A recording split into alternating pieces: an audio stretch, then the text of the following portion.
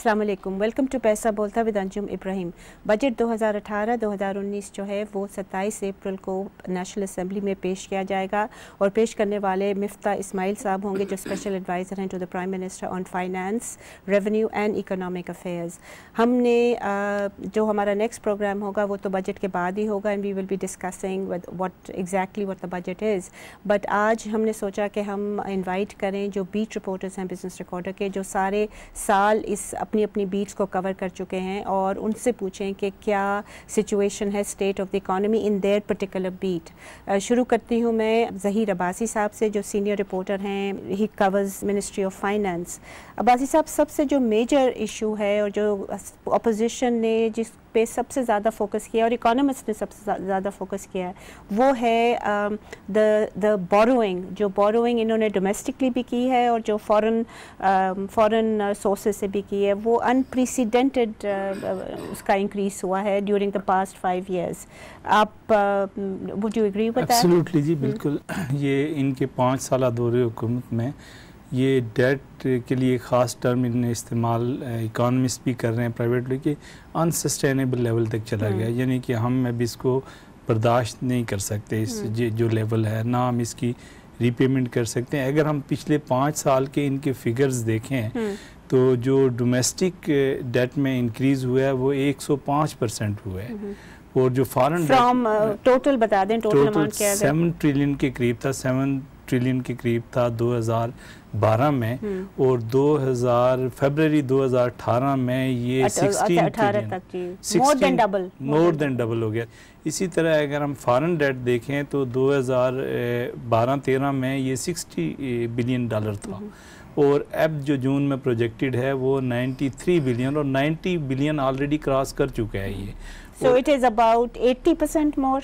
It is 55% मोर जो है from 2013 से 2013 से ये इतना है। और फिर दूसरी बात तो ये इन्होंने डेट की वो भी तो डेट की जो डेफिनेशन है वो भी तो चेंज की है, बिल्कुल, बहुत सारे ताकि वो जो डेट टू जीडीपी रेशो है वो जरा आर्टिफिशियली लो रहे जी, उसको इन्होंने कम करने के लिए जो प्रोविंसेस के रीडिफाइन किया, और ये 2 पिछले साल डार साहब ने किया था, बड़ा इस पे शोर भी हुआ था। और इसके अलावा भी बहुत से तो थे डिप्टी प्राइम मिनिस्टर अपने आप को समझते थे जी, बिल्कुल। और इसके अलावा और भी बहुत तरीकों से इन्होंने डेट को जो है ना अंडरस्टेट किया हुआ है। लेट मी कम टू घुमन साहब। घुमन साहब, ये जो खवातीन हज़रात, he covers the important power sector beat, और जो 2013 का इनका इलेक्शन मैनिफेस्टो था पीएमएल नवाज का, बहुत लोग समझते हैं कि one of the main reasons for the win was कि हम ये क्राइसिस को रिजॉल्व कर देंगे।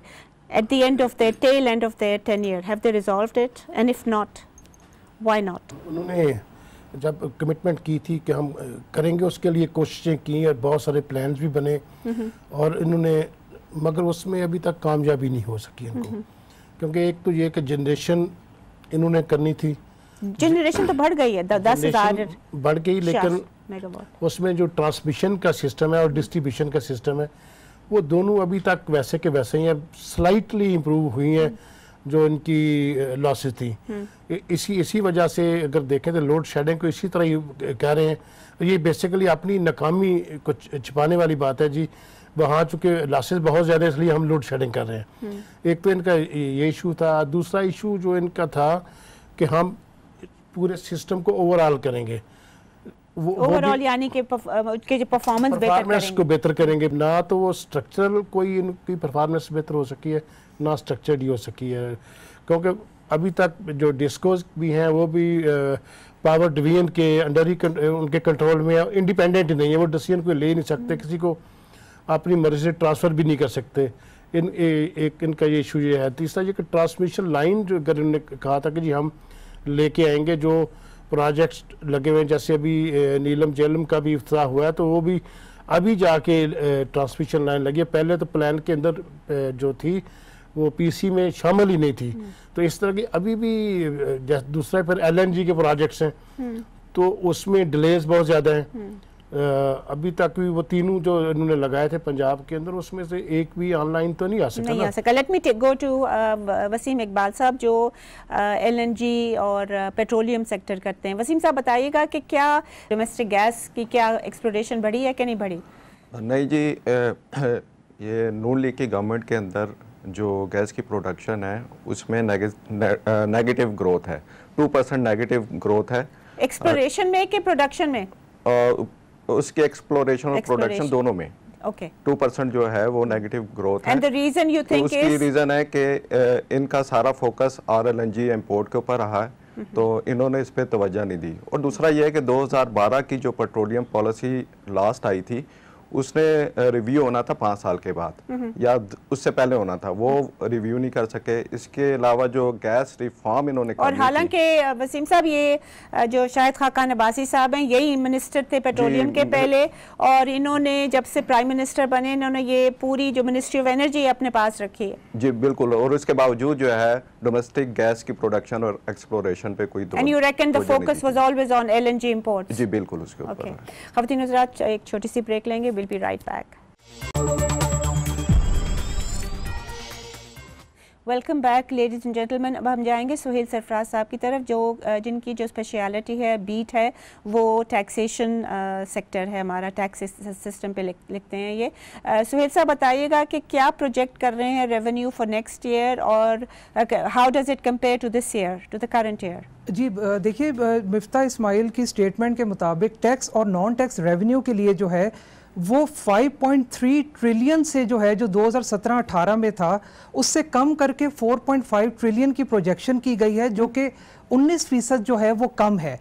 और इसकी जो है वो सबसे बड़ी जो बुनियादी वजह है वो ये है कि इसमें टैक्स रेवेन्यू में भी ऐसे मैयस किए जा रहे हैं जिससे रिडक्शन हो रही है, और नॉन टैक्स रेवेन्यू में भी जो है वो देखा जाए तो उसमें भी, तो दोनों को मिला के 19% की डिक्रीज है, जो कि पहली मर्तबा जो है वो ऐसा बजट आ रहा है जिसमें प्रोजेक्शंस जो है वो पिछले साल से। बट सुहेल साहब, अगर आपसे मैं ये कहूँ कि जो बजट करते थे डार साहब, उसमें ओवर एम्बिशियस या what people used to refer to as unrealistic revenue targets थे, तो in one sense do you think this man is being more realistic? अब अगर आप जो है वो पिछले 5 बजट देखें तो ये बिल्कुल आपने ठीक कहा कि वो इतने ज़्यादा ओवर रियलिस्टिक टारगेट्स थे कि वो एफबीआर के टारगेट देखें तो वो कभी भी अचीव नहीं हुए, और उससे जो है वो टैक्स मशीनरी का मोराल हमेशा आखिरी मंथ्स में डाउन होता और उसको हमेशा फिर वो मिनी बजट्स भी वो पेश करते थे डार जी बिल्कुल। और वो जो है ये इनकी एक ट्रेडिशन थी कि हर साल जो है वो बीच में मिनी बजट्स लाके एक्स्ट्रा मेजर्स लेके। जी, but finally I want to ask you कि ये एक रिसेंटली टैक्स एमनेस्टी स्कीम इन्होंने की थी for domestic as well as foreign asset holders, जो टैक्स जिन्होंने नहीं पे किया, टैक्स एवेडर्स और अवॉइडर्स इफ यू विल, और you know how to bring money back.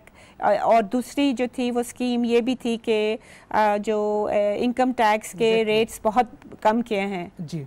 तो इसके what do you think, would these schemes be successful?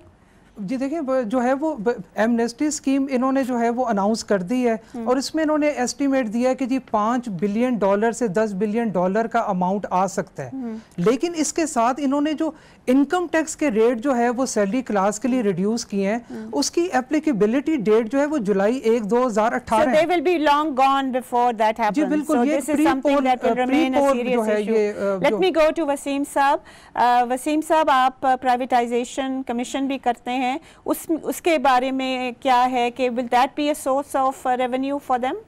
किस तरह ये सोर्स हो सकता है, क्योंकि पिछले 5 माह के दौरान कोई प्राइवेटाइजेशन कमीशन की बोर्ड मीटिंग नहीं हुई है। तकरीबन जो है ये हॉल्ट हुआ हुआ है, रुका हुआ है, और इसका तज़किरा जो है IMF ने अपनी जो रिसेंटली जो रिलीज की है रिपोर्ट उसके अंदर भी जिक्र किया, जिसमें मार्च में अपलोड हुई थी जी, जिसमें उसने पब्लिक सेक्टर जो एंटिटीज है उसके लॉसेस का जो जिक्र किया हुआ है। और दूसरा ये कि कितने लॉसेस हैं उनके, उसमें तो तकरीबन कोई 1.2 ट्रिलियन जो 4% ऑफ GDP पर जी, that's a big amount, that's a huge amount. Let me now come to ख़वातीन हज़रात, जो मेजर पाकिस्तान में आजकल मेजर इशू है वो है करंट अकाउंट डेफिसिट, वो बहुत ज़्यादा बढ़ गया है, उस पर बात करेंगे। ताहिर अमीन साहब जो कॉमर्स करते हैं, टेक्सटाइल करते हैं, जी जब how much is the current account deficit today? जब 2012-13 में हमारा आज का कितना है? आज ये 27 बिलियन डॉलर पे पहुंच गया है सिर्फ 9 महीनों में, जबकि 2012-13 में पूरे साल में ये 20 बिलियन डॉलर था। और रीज़न क्या है इनके? इसके है कि इंपोर्ट, एक तो पहले के जो फॉर्मर फाइनेंस मिनिस्टर इसहाक डार है उसने रुपी को, फॉर्मर नहीं है वो अभी तक है, he is still the finance minister, उसको लीव ऑफ एब्सेंस दी हुई है, उसने जो है रुपी को इंटेंशनली ओवर वैल्यू रखा, जिससे इंपोर्ट्स अट्रैक्टिव हो गए, इंपोर्ट्स बढ़ते गए, एक्सपोर्ट उसी रफ्तार से। बट अभी रिसेंटली कह रहे हैं कि एक्सपोर्ट्स बढ़ गए हैं, इंपोर्ट्स जो हैं वो कम हुए हैं, रफ्तार उसकी, बट एक्चुअल टोटल जो है वो टोटल जो डेफिसिट है वो उतना ही है कि ज़रा बढ़ा ही है। बिल्कुल 17% अब भी बढ़ा है। जब इस साल के 9 महीनों का अगर हम लास्ट ईयर से कंपेयर कर ले तो ये 17% बढ़ी है। अच्छा जी, एक तो आपने कहा कि ओवर वैल्यूड रुपी है, जो IMF कह रहा है कि अभी तक ओवर वैल्यूड है। दूसरी जो बात है वो क्या है, रिफंड्स नहीं? बिल्कुल रिफंड्स है, जो एक्सपोर्टर्स के तकरीबन 200 बिलियन के रुपीज़ है वो रोके रखे हैं इस गवर्नमेंट ने। So they have liquidity issues, बिल्कुल लिक्विडिटी और इन्वेस्टमेंट नहीं कर पा रहे, जैसे हमारे जो एक्सपोर्ट्स है, जो प्रोडक्ट्स है वो अनकम्पिटिटिव इंटरनेशनल मार्केट में हो रहे हैं। और any other reason you can think of? बिल्कुल ये एक और है, जो हुकूमत का दावा है कि सीपेक प्रोजेक्ट्स की वजह से इंपोर्ट बढ़ी है, लेकिन वो भी ज्यादातर जो इंफ्रास्ट्रक्चर रोड प्रोजेक्ट्स के लिए जो मशीनरी आ रही है उसमें इंपोर्ट्स बढ़ी है। और मैंने जी स्टेट बैंक ऑफ पाकिस्तान की रिपोर्ट देखी है, जो लेटेस्ट फिगर्स हैं वो मशीनरी इंपोर्ट्स नहीं बढ़ी है, वो ट्रांसपोर्ट की बढ़ी है। So even that is not quite accurate. The government's claim. Let me go to Fazil Sher साहब जी, law and order आप करते हैं Fazil Sher साहब, do you think there has been an improvement in law and order? अगर हम देख ले, जब APS जो इनके ऑब्जेक्टिव्स थे, have they met them? APS attack के बाद नेक्स्ट एक्शन प्लान बना था और उसमें 20 पॉइंट्स थे। उस 20 पॉइंट में जो मेजर पॉइंट थे वो उस पर अभी तक कोई पेशरफ नहीं हुआ है। और उसमें नेक्टा का नेशनल काउंटर टेररिज्म, उसमें क्रिमिनल जस्टिस सिस्टम को रिफॉर्म करना, फाटा रिफॉर्म था, और अफगान रिफ्यूजीज़ को डील करना, मदरसा रजिस्ट्रेशन, और मेन जो था NACTA national counter terrorism authority की जो है ना फ़ाल करना, मज़ीद उसको स्ट्रेंथन करना। लेकिन इस गवर्नमेंट ने भी इस ईयर में भी टेरर अटैक कम हुए हैं, लेकिन सिक्योरिटी एक्सपर्ट ये कहते हैं कि अगर ये चीज़ें ये कर ले तो इससे मज़ीद बेहतरी आ सकती थी, क्योंकि अभी तक ये इस ईयर में 148 मिलियन रुपीज़ बजट में रखे थे और इन्होंने मांगे थे 1.5 billion. Okay, so there's a big difference. More needs to be done on the law and order front as well. इसी के साथ हम एक छोटी सी ब्रेक लेते हैं, प्लीज स्टे विद अस।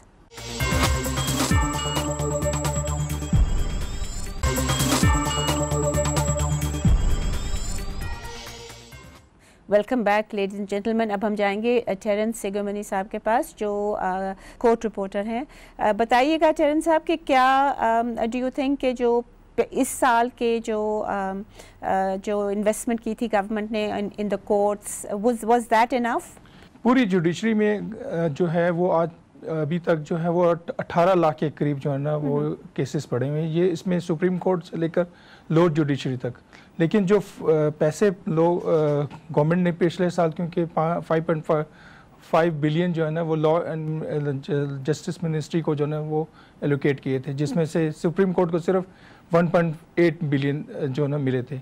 अब ये है कि क्योंकि उसमें एक तो जजेस की भी कमी है बहुत, काफ़ी हाई कोर्ट्स में और लोअर जुडिशरी में, और उसकी वजह से जो है ना ये प्रॉब्लम्स आ रहे हैं कि केसेस जो है ना उसकी वजह से पेंडिंग होते जा रहे हैं, क्योंकि रोजाना तकरीबन लोअर कोर्ट्स में एक so not enough money you think, right? काफ़ी पैसे नहीं दिए जा रहे हैं। अच्छा, दूसरी बात मैं आपसे पूछना चाह रही थी कि जो हमारी प्रोसिक्यूशन है वो बहुत वीक है, और स्पेशली जब for example somebody who is in the government, I mean let's take the example of Nawaz Sharif साहब भी जो हैं, वो अटॉर्नी जनरल जो कि स्टेट को करना चाहिए, वो actually they are more partial to certain people. तो ये चीज़ भी तो है ना हमारी प्रोसिक्यूशन में, it's not quite independent of the political system. Prosecutions का डेफिनेटली ये क्या है, क्योंकि जब भी वो आती हैं तो वो ख़ास तौर पर जो है अटॉर्नी जनरल से लेकर एडवोकेट जनरल तमाम सूबों के, तो वो कोशिश उनकी होती है गवर्नमेंट को जो है ना डिफेंड करें। Okay, I have to now come to Aamir Saeed साहब, हेल्थ और एजुकेशन, इसके बारे में क्या, दीज आर डिवॉल्व सब्जेक्ट्स, ये तो प्रोविंशियल सब्जेक्ट्स हैं, मगर क्या इसमें कुछ किया है गवर्नमेंट? इसमें 18वीं तरमीम के बाद ये चूँकि दोनों हेल्थ और एजुकेशन सूबों को चले गए, लेकिन फिर भी दोनों की मिनिस्ट्रीज़ हेल्थ की और एजुकेशन की सेंटर भी में भी हैं, क्योंकि गवर्नमेंट का ये क्लेम है कि वो चूँकि फेडरल कैपिटल एरिया और जो फाटा है उसको देखना है, तो उसके लिए हेल्थ के लिए इन्होंने 30 बिलियन से बढ़ाकर 54 बिलियन की एलोकेशन की थी लास्ट बजट में। और उसमें इन्होंने कहा था कि मेजर उसका जो चंक था वो एक पोलियो एरेडिकेशन का प्रोग्राम था 7 बिलियन। दूसरा ये था कि 46 न्यू हॉस्पिटल्स बनाने, I can't see any new hospitals at least in the foundation capital. Stone भी नहीं हुआ। Finally we are running short of time. We come to नुज़रत नज़र। नुज़रत बताइएगा, आप डिफेंस करती हैं which is a very important component, हमारा जो बजट है बहुत ज़्यादा उधर जाता है, तो क्या उसके बारे में कुछ बताइएगा? डिफेंस बजट फिस्कल ईयर 18-19 जो डिसाइड हुआ दैट इज़ 1.2 ट्रिलियन रुपीज़, और इस साल कितना? और इस साल का जो था वो था 920 बिलियन रुपीज़, जो रिवाइज़ होकर 998 बिलियन रुपीज़ हो गया था, जो कि अगर देखा जाए कंपैरिजन किया जाए उसके पिछले फिस्कल ईयर से वो 7% सिर्फ इंक्रीज़ हुआ था, जबकि इस साल जो कमिंग फिस्कल ईयर का है इंक्रीज़ है 10% जी, वो 10.2% जो है इंक्रीज़ किया गया है। और इसमें कितना सॉरी 10.2%। और एक और चीज़ जो इसमें है कि टोटल जो बजट था, reason they have increased the budget is, आप कह रही थी क्या? जी, जो रीज़न है वो ये है कि जो फेंसिंग की जा रही है पाकिस्तान अफगान बॉर्डर बड़ी एसेंशियल तो वो बहुत ज़्यादा उसमें बिलियन ऑफ रुपीस रिक्वायर्ड है। उसके अलावा जो कोलिशन सपोर्ट फंड है वो अभी तक रिलीज़ नहीं हुए, जो तो गवर्नमेंट इज सपोज के वो दे ये fund. Okay, so instead of the CSF जो वो कर देते थे, इस दफ़ा वो CSF का इधर कर रहे हैं। Thank you very much, I am very grateful to all of you for participating in this programme. ख़वातीन हज़रात, आपने सुना कि बहुत ज़्यादा इशूज़ हैं और तकरीबन सारे सेक्टर्स में हैं, जो हमारी इकोनॉमिक पॉलिसीज थी ड्यूरिंग द पास्ट 5 years वो कम्प्लीटली फ्लॉड थी, जिसकी वजह से ये इश्यूज़ हो रहे हैं, हमारे हर सेक्टर में हो रहे हैं। और कोई सेक्टर भी फ़िलहाल लग रहा है कि वो even including the energy sector, जैसे कि घुमन साहब ने आपको बताया कि उसमें काफ़ी इश्यूज़ हैं इन टर्म्स ऑफ परफॉर्मेंस। सिर्फ जनरेशन को ठीक कर देना और बाकी चीज़ें ना करनी, उनकी जो परफॉर्मेंस है सब सेक्टर्स की उसको ना करना, तो वो जो डेट है, जो सेक्युलर डेट है, वो उतना ही है जितना कि इन लोगों ने इनहेरिट किया था। The same thing is with public sector entities, उसमें भी वसीम साहब ने आपको बताया था कि बहुत ज़्यादा जो है जो करप्शन है या जो लीकेजेस हैं वो बहुत ज़्यादा हैं, which means that budgetary support is required. Borrowing हमारी बहुत ज़्यादा बढ़ गई है और one would hope, even though we know कि ये बजट जो है ये we are not even sure कि केयर टेकर गवर्नमेंट आके हो सकता है कि वो पॉलिसी एडजस्टमेंट करे, because there is a big perception के जो केयर टेकर्स हैं the prime minister should be an economist, और वो उसी वक्त उसी जस्टिफाई हो सकता है कि प्राइम मिनिस्टर जो हो वो इकोनॉमिस्ट हो अगर उसने कोई पॉलिसी डिसीजंस लेनी है to correct the really serious economic issues that the country is facing today. हमारे लिहाज से तो ये बजट जो है ये जब ये गवर्नमेंट का टेन्योर ख़त्म होगा तो हो सकता है कि तभी इसकी एप्लीकेबिलिटी ख़त्म हो जाए, यानी कि less it never gets on the ground because the budget year starts from the 1st of July और इनकी टेन्योर ख़त्म हो रहा है from the 1st of June। इसी के साथ इजाज़त दीजिए, खुदा हाफिज़।